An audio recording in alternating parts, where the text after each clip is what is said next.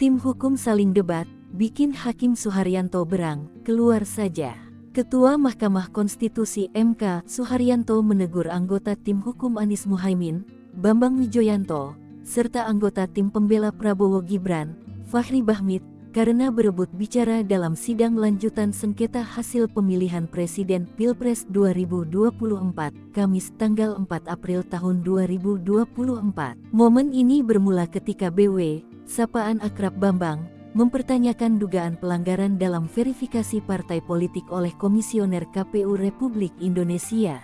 Pertanyaan kami adalah, apakah kita bisa mendapatkan hasil itu dan bagaimana proses terhadap, kata BW. Pertanyaan BW dipotong oleh Fachri yang menganggap pertanyaan tersebut mengandung informasi sesat.